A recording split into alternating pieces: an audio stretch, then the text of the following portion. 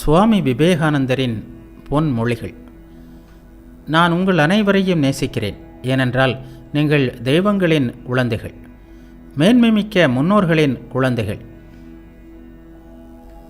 மரணம் இன்று வரட்டும் அல்லது 100 ஆண்டுகள் கழித்து வரட்டும், எது நேர்ந்தாலும் சத்தியத்தின் பாதையிலிருந்து அங்குலம் கூட விலகாதவனே உண்மை மனிதன்.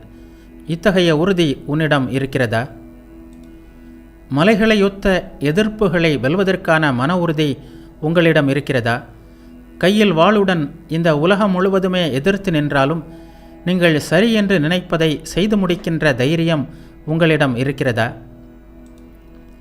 என் தசையாகவும் இரத்தமாகவும் இருக்கின்ற மக்கள் இங்கே ஒவ்வொரு நாளும் மூழ்கி கொண்டிருக்கிறார்கள். வெட்டி பேச்சில் உங்கள் ஆற்றல்களை வீணாக்குவதற்கு பதிலாக ஏதாவது வழி கண்டுபிடித்தீர்களா? உணர்ச்சி கொள்ளுங்கள் என் எதிர்கால சீர்திருத்தவாதிகளே, வருங்கால தேசபக்தர்களே. நீங்கள் உணர்ச்சி கொள்கிறீர்களா? இந்த நாட்டின் மீது ஒரு கரிய மேகம் போல் அறியாமை மூடியிருப்பதை உணர்கிறீர்களா? மகத்தான உண்மைகள் மிகவும் எளிமையாகவே இருக்கின்றன.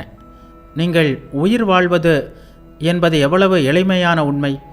அதுபோல் உபநிடத உண்மைகள் உங்கள் முன்னால் உள்ளன.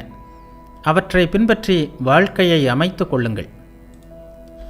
பலவீனப்படுத்துகின்ற இந்த இரகசிய வித்தைகளை விட்டு தள்ளுங்கள்.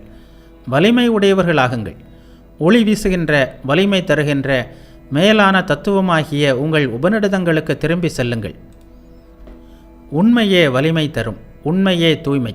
உண்மையே அறிவை ஒளிர செய்வதாக இருக்கும். ஆற்றலை வளர்ப்பதாக இருக்கும். உண்மையை அறிந்து கொள்வதற்கான சோதனை இதுதான். ஏதாவது ஒன்று உங்கள் உடலை, அறிவை, ஆன்மீக உணர்வை பலவீனமாக்குமானால் அதனை விஷமென ஒதுக்குங்கள். அது உண்மையாக இருக்க முடியாது.